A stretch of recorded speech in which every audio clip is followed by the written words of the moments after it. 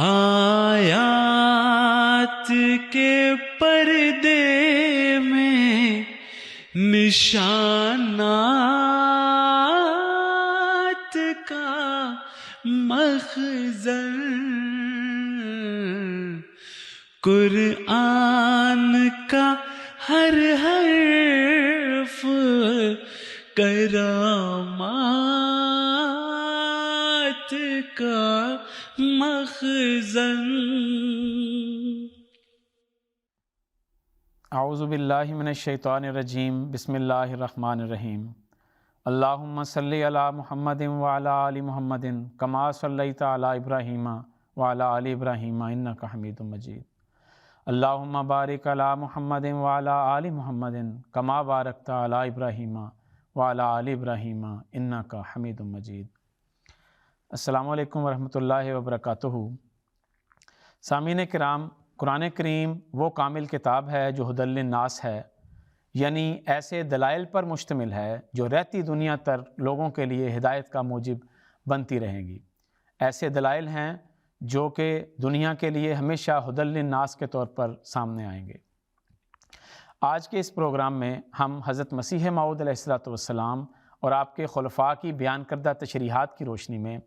شان نزول یا اسباب نزول کا کچھ تعارف حاصل کریں گے۔ یہ لفظ آپ نے اکثر سنا ہوگا کہ فلاں آیت کی شان نزول یہ ہے،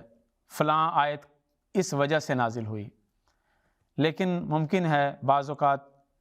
یہ علم نہ ہوتا ہو کہ یہ کیوں یہ اصطلاح استعمال کی جاتی ہے۔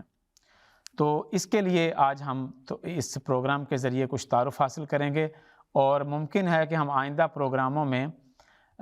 بعض آیات جو خاص طور پہ جن کا تعلق بعض خاص واقعات کے ساتھ ہے ان کا شان نزول بھی ہم ڈسکس کریں۔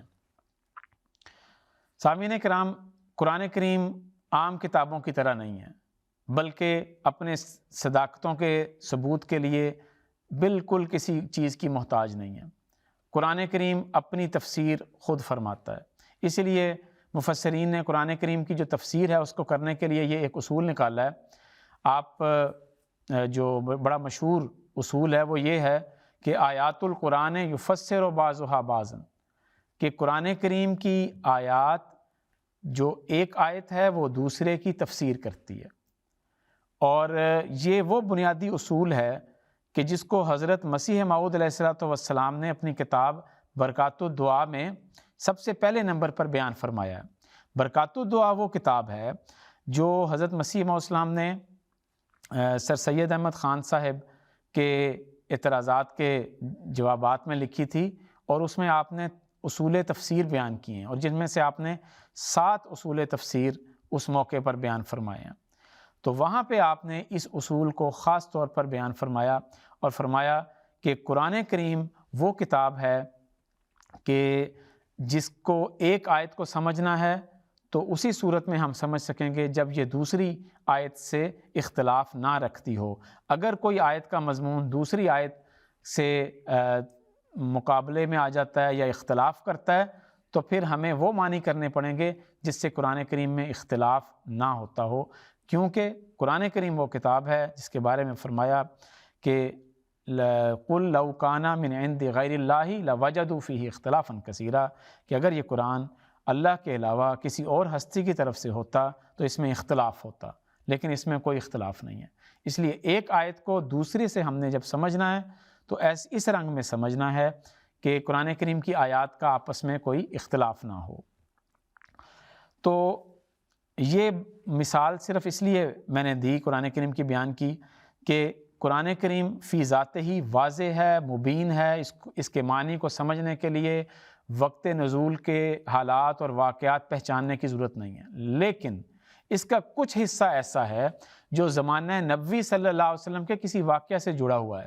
یا اس زمانے کے واقعے پر تبصرہ ہے، یا اس زمانے کی مثال دے کر آئندہ مستقبل کے لیے کوئی رہنمائی موجود ہے۔ اس طرح کی آیات کو گہرائی میں سمجھنے کے لیے وہ جو ان اسباب اور وہ حوادث اور وہ واقعات اور اس کا پس منظر جاننا ضروری ہے جو ان آیات کے پیچھے کار فرما ہیں۔ اسی بنا پر اکثر علماء کے نزدیک جو اصول تفسیر ہیں ان میں علم اسباب نزول کو بھی ایک خاص اہمیت حاصل ہے۔ چنانچہ علامہ جلال الدین سیوطی نے اپنی جو کتاب ہے الاتقان فی علوم القرآن، اس میں لکھا ہے کہ ایک مفسر کو تفسیر قرآن کے لیے 15 علوم میں دسترس ہونی چاہیے۔ وہ لکھتے ہیں کہ 15 علوم میں دسترس ہونی چاہیے، اور ان میں سے ایک علم اسباب النزول والقصص ہے۔ تو یہ انہوں نے بیان کیا ہے۔ تو اس وجہ سے بعض مفسرین اس کے اوپر بہت غیر ضروری طور پہ بھی زور دیتے ہیں، جس کو ہم ابھی آئندہ ڈسکس کریں گے۔ یعنی کہ ان کے نزدیک مطلب یہ ہے کہ جب آپ قرآن کریم کی تفسیر کریں تو آپ کو یہ پتہ ہونا چاہیے، آپ نے اس بات کو مد نظر رکھنا ہے کہ نمبر 1 کہ یہ آیت یا آیات کے مجموعہ کا پس منظر، اس کا موقع کیا تھا، محرک کیا ہے۔ نمبر 2 کیا یہ آیت کسی خاص شخص کے متعلق ہے۔ نمبر 3 کیا یہ کسی جگہ کے متعلق ہے۔ اور نمبر 4 کیا یہ کسی خاص تاریخی واقعہ سے متعلق ہے۔ تو یہ آیات کے حوالے سے وہ کہتے ہیں کہ جب کسی آیت کے نزول کا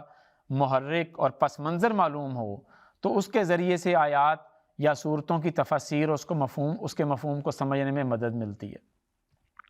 تو یہ ان کا موقف ہے۔ چنانچہ امام ابن تیمیہ اپنے ایک موقع پر فرماتے ہیں کہ وَمَعْرِفَةُ سَبَبِ النُّزُولِ يُعِينُ عَلَى فَهْمِ الْآيَةِ، کہ آیت کے شان نزول کو جاننا اس لیے ضروری ہے کہ اس کے ذریعے سے صحیح سمجھ آتی ہے اور صحیح سمجھ میں یہ مددگار ہوتا ہے۔ اور آج کے دور کے حکم عدل حضرت مسیح موعود علیہ السلام انہوں نے بھی اس کے حوالے سے بیان کیا ہے کہ شان نزول کا علم کسی نہ کسی حد تک ضروری ہے، لیکن حضرت مسیح وسلم نے شان نزول کا لفظ جو استعمال فرمایا ہے وہ آپ نے پس منظر کے معنوں میں خاص طور پہ استعمال کیا ہے، یا سیاق و سباق کے معنوں میں استعمال کیا ہے۔ چنانچہ حضرت مسیح وسلم فرماتے ہیں قرآن شریف جو جامع تمام معارف اور حقائق ہے ابس طور پر نازل نہیں ہوا، بلکہ جب حاجت پیش آئی نازل ہوا ہے، اور ہر ایک آیت محکمہ اپنی ایک ضروری شان نزول رکھتی ہے۔ تو یہ تو ایک مختصر سا تعارف تھا شان نزول کے حوالے سے، لیکن یہاں پہ ایک سوال پیدا ہوتا ہے کہ مثلا کیا اگر وہ واقعہ جس کے ساتھ آیات کو منسلک کیا جاتا ہے، اگر وہ واقعہ نہ ہوتا تو کیا وہ آیات نازل نہ ہوتی؟ بعض مفسرین تو اس علم پر اس حد تک زور دیتے ہیں، وہ کہہ دیتے ہیں کہ اگر فلاں واقعہ پیش نہ آتا تو یہ آیات نازل نہ ہوتی۔ تو آئیے دیکھتے ہیں کہ حضرت خلیفۃ المسیح الاول رضی اللہ تعالیٰ عنہ نے اس کا کیا جواب عنایت فرمایا ہے۔ آپ نے فرمایا کہ شان نزول سے ہمیشہ یہ مراد نہیں ہوتا کہ ان آیات کے نزول سے وہی امر مراد ہے جو شان نزول کے تحت میں بیان کیا جاتا ہے، بلکہ اصل یہ ہے کہ وحی الہی کے نزول کے کچھ اسباب ہوتے ہیں، ان میں سے اس واقعے پر بھی وہ آیات چسپاں ہوتی ہیں، ورنہ اگر کسی ایک واقعے کو مخصوص کر لیں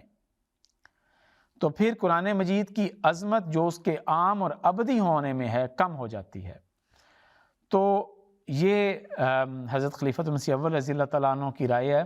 اور اس میں بھی کوئی شک نہیں ہے کہ شان نزول کا علم ایک مفید چیز ہے، لیکن بعض مفسرین نے اس پر بہت زیادہ زور دیا ہے اور بڑی متشددانہ اس کے اوپر رائے رکھی ہے، اور انہوں نے کہا ہے کہ قرآن کریم کا فہم علم شان نزول یا علم اسباب نزول قرآن کے بغیر سمجھ ہی نہیں آ سکتا۔ اب یہ بڑی عجیب بات ہے، اور اس قدر انہوں نے زور دیا اس بات پہ کہ ایک علامہ جلال الدین سیوطی جن کا بڑا نام ہے، اور انہوں نے اس کو نقل بھی کیا ہے، خاص طور پہ علامہ واحدی کے قول کو ذکر کیا انہوں نے اپنی کتاب میں۔ وہ کہتے ہیں کہ کسی آیت کی درست تفسیر اس آیت کے متعلق قصے یا اس کے شان نزول کو جانے بغیر ممکن نہیں ہے۔ یہ بہت مبالغہ آمیز رائے ہے، یہ کوئی ایسی رائے نہیں ہے کہ جس کے بارے میں ہم یہ سمجھیں کہ یہ قطعی رائے ہے اور اس کے اوپر عمل ہونا چاہیے، کیونکہ اگر شان نزول اتنا ہی عام ہوتا تو رسول کریم صلی اللہ علیہ وسلم لازماً اس کا ذکر کرتے، اور اللہ تعالیٰ کی تقدیر پھر اس کو مکمل طور پر محفوظ رکھتی۔ ہمارے پاس ہر آیت کا شان نزول محفوظ نہیں ہے، نہ قرآن کریم میں نہ احادیث کے ذریعے سے کہ ہر آیت کا ایک بنیادی طور پہ کہ یہ کس موقع پر نازل ہوئی، اس کا پس منظر کیا ہے، کوئی ایسی تو ہمارے پاس وہ دلیل نہیں ہے اور نہ ہی وہ محفوظ ہے۔ لیکن جو لوگ بہت زیادہ اس پر زور دیتے ہیں ان کے لیے ہم یہ بتانا چاہتے ہیں کہ اس کے اوپر اگر زیادہ انحصار کیا جائے، زیادہ زور دیا جائے تو اس کا نقصان کیا ہوتا ہے۔ اس کے 3 نقصانات ہوتے ہیں علمی طور پہ۔ ایک کہ جو شان نزول کی جو بنیاد ہے وہ روایات کے اوپر ہے، اور تمام مفسرین اور محدثین اس بات پر متفق ہیں کہ عملی طور پر بہت سی روایات ضعیف، منقطع یا پھر مرسل ہوتی ہیں، لہٰذا ان پر بھی اسباب نزول کی بنیاد رکھنا ہرگز درست نہیں ہے۔ پھر دوسری ہے کہ ایک ہی آیت کے متعدد یا متضاد شان نزول، یعنی بعض اوقات یہ ہوتا ہے کہ ایک ہی آیت ہے اور اس کے کئی لوگ دعویٰ کر رہے ہوتے ہیں کہ یہ ہماری وجہ سے یہ آیت نازل ہوئی ہے، ہماری وجہ سے آیت نازل ہوئی، یہ فلاں کی وجہ سے آیت نازل ہوئی، تو یہ بھی شان نزول کی اہمیت کو کمزور کر دیتے ہیں۔ اور تیسرا ہے کہ بعض لوگ کیا کرتے ہیں کہ کہتے ہیں کہ چونکہ اس آیت کا ایک خاص پس منظر ہے، یہ خاص واقعہ سے ریلیٹڈ ہے، اس وجہ سے لازماً یہ جو حکم ہے یہ صرف اس واقعہ سے ہی محدود ہے، ہر کوئی اس کا مخاطب نہیں ہے۔ تو یہ گویا کہ قرآنی وسعت کو محدود کرنے والی بات ہے۔ اسی لیے حضرت مسلم موعود رضی اللہ تعالیٰ عنہ فرماتے ہیں کہ اس زمانے کے مسلمان علماء میں یہ عام مرض ہے کہ جب ان کے سامنے قرآن کریم کی کوئی آیت پڑھی جائے اور انہیں کہا جائے کہ اس سے یہ مضمون نکلتا ہے تو وہ فوراً کہہ دیتے ہیں کہ واہ، ہمارے ساتھ اس کا کیا تعلق، اس کا تو شان نزول یہ ہے اور یہ آیت فلاں شخص سے تعلق رکھتی ہے، حالانکہ قرآن کریم کسی خاص شخص کے لیے نہیں آیا بلکہ ساری دنیا کے لیے آیا ہے۔ تو یہ چیز سامنے رکھنی چاہیے، جس کا ہم آئندہ بھی تذکرہ کریں گے کہ شان نزول کے کچھ سکم ہیں، اس میں کچھ ایسی چیزیں پائی جاتی ہیں کہ جو کہ براہ راست ٹکراتی ہیں قرآن کریم کی اہمیت کے ساتھ اور قرآن کریم کے مفہوم کے ساتھ ٹکراتی ہیں، اس لیے ہم ان کو بہت زیادہ ان کے اوپر بھروسہ نہیں کر سکتے، قابل اعتماد نہیں ہیں۔ ہاں، مدد کے طور پہ، معاون کے طور پہ ہم ان کو استعمال کر سکتے ہیں۔ اب میں سامعین کرام آپ خدمت میں یہ پیش کرنا چاہوں گا کہ اسباب نزول کے لحاظ سے اس کی 5 اقسام بنتی ہیں، جس کو ہم آج ذکر کریں گے۔ اگر اس کو موٹے طور پہ ہم تقسیم کریں تو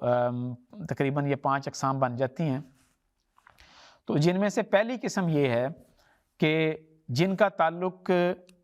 قرآن کریم کے ساتھ گویا کہ براہ راست ہے، یہ قسم سب سے زیادہ اہمیت رکھتی ہے اس لحاظ سے کہ ان کا تعلق زمانہ نبوی صلی اللہ علیہ وسلم میں پیش آنے والے واقعات کے ساتھ ہے، جیسے مثلاً مغازی ہے، تاریخی واقعات ہیں اور تاریخی پس منظر ہیں۔ تو یہ ساری چیزیں جو ہیں ان کا ان کے ساتھ تعلق ہے۔ مثلاً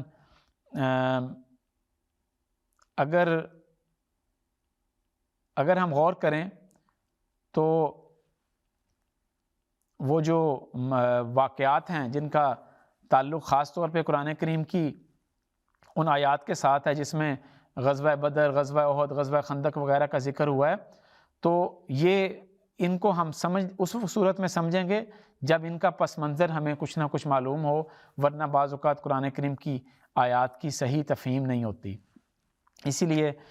شاہ ولی اللہ محدث دہلوی رحمہ اللہ اپنی کتاب الفوز الکبیر میں لکھتے ہیں کہ بعض آیات ایسی ہیں جن میں کسی خاص واقعے کی طرف اشارہ ملتا ہے، خواہ وہ واقعہ نبی صلی اللہ علیہ وسلم کے زمانے میں پیش آیا ہو یا آپ سے پہلے پیش آیا ہو۔ ایسی آیات کی تفسیر کرتے وقت اس سے متعلقہ واقعہ ضرور بیان کرنا چاہیے، کیونکہ اس کے بغیر اس مقام پر ہر کسی کو تشنگی محسوس ہوتی ہے۔ الفوز الکبیر کا یہ حوالہ ہے۔ تو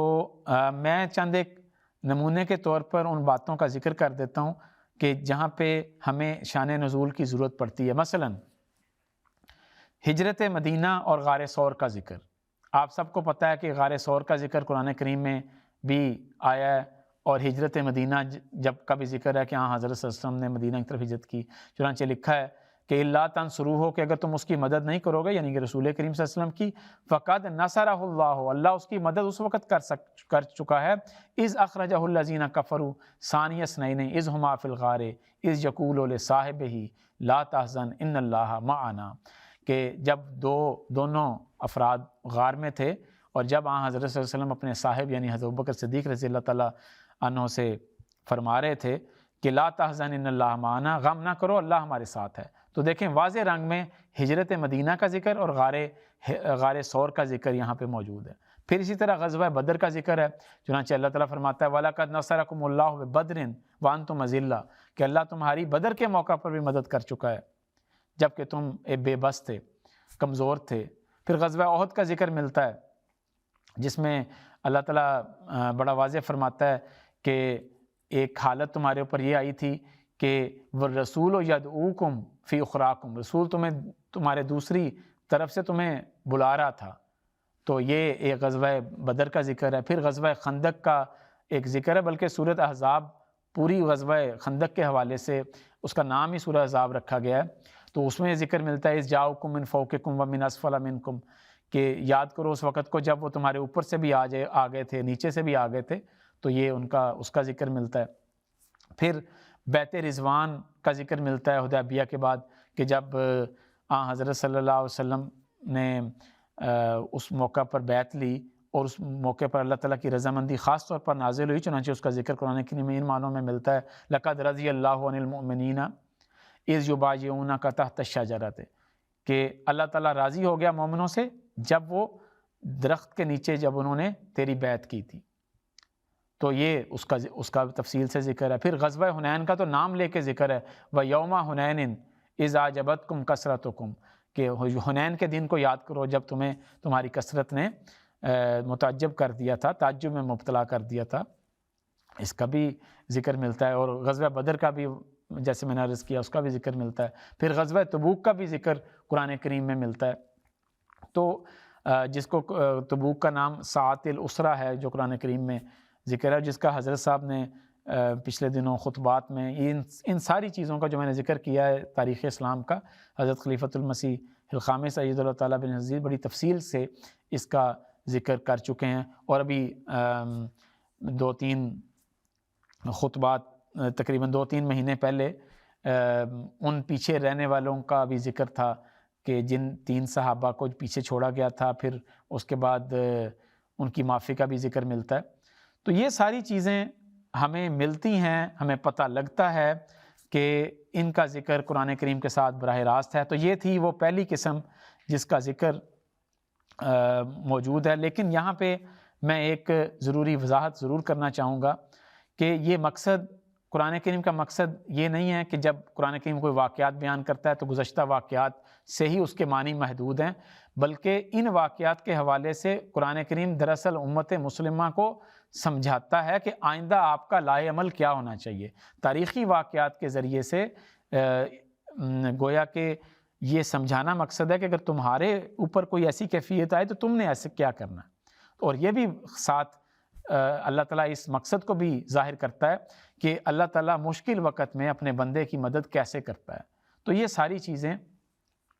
اس شان نزول کے ساتھ جو ہیں وہ تعلق رکھتی ہیں. حضرت خلیفۃ مسیح رابع رحمہ اللہ نے فرمایا کہ قرآن کریم کی کسی آیت کا تعلق ماضی کے کسی واقعہ سے اس طرح نہیں باندھا جا سکتا کہ یہ آیت ماضی کی ہو کر رہ جائے. وقت کے ساتھ ساتھ قرآن کریم کا مضمون آگے بڑھتا چلا جاتا ہے اور ہر نئی صورتحال پر نئے رنگ میں اثر انداز بھی ہوتا جاتا ہے اور اس پر اطلاق بھی پاتا جاتا ہے. تو یہ تھی پہلی قسم شان نزول کے حوالے سے. جو دوسری قسم کی آیات ہیں ان میں یہ ہے کہ بعض لوگوں نے آیت نازل ہونے کے بعد یہ کہنا شروع کر دیا کہ یہ آیت میرے بارے میں نازل ہوئی یا فلاں واقعہ کے بارے میں نازل ہوئی. گویا بعد میں واقعات کو آیات کے ساتھ تطبیق دینے کی کوشش کی گئی ہے. اس لحاظ سے حضرت مسلم اور رضی اللہ تعالیٰ عنہ فرماتے ہیں کہ یہ کہنا کہ اس صورت کا شان نزول یہی ہے، اس کا مطلب یہ صرف اتنا ہے کہ اس واقعے پر بھی یہ صورت چسپاں ہوتی ہے، نہ یہ کہ اس واقعے کے بعد اللہ تعالیٰ نے اس صورت کو نازل فرمایا۔ پھر تیسری قسم جو شان نزول کی ہے وہ یہ واقعات ہیں جو یعنی کہ ایسی آیات ہیں جو آئندہ ہونے والے واقعات کے لیے بطور پیش گوئی ہیں، یعنی ان کا مصداق نزول آیت کے وقت تو شاید ظاہر نہ ہوا لیکن آئندہ کسی وقت وہ ظاہر ہوگا۔ چنانچہ تخریم سے رابع رحمہ اللہ تعالیٰ نے اس کے بارے میں بڑی تفصیل سے بحث فرمائی ہے، اور آپ نے فرمایا کہ قرآن کریم کی ایسی آیات ہیں جو آئندہ کے بارے میں پیشگوئیوں کی حامل ہیں، اور ہم یہ چند ایک مثالیں صرف مثال کے طور پہ آپ کے سامنے میں پڑھ دیتا ہوں۔ مثلا جو قرآن کریم کی آیت ہے جس میں اللہ تعالیٰ فرماتا ہے وَالْخَيْلَ وَالْبِغَالَ وَالْحَمِيرَ لِتَرْكَبُوهَا وَزِينَةً، کہ اللہ تعالیٰ نے گھوڑوں، خچروں اور گدھوں کو بھی تمہاری سواری کے لیے پیدا کیا ہے۔ وَيَخْلُقُ مَا لَا تَعْلَمُونَ، اور اللہ تعالیٰ آئندہ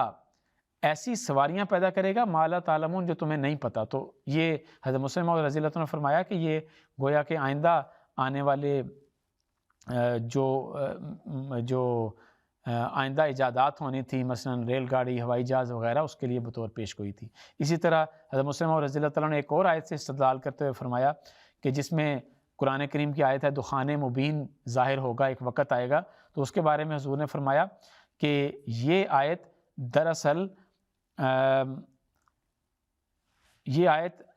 دراصل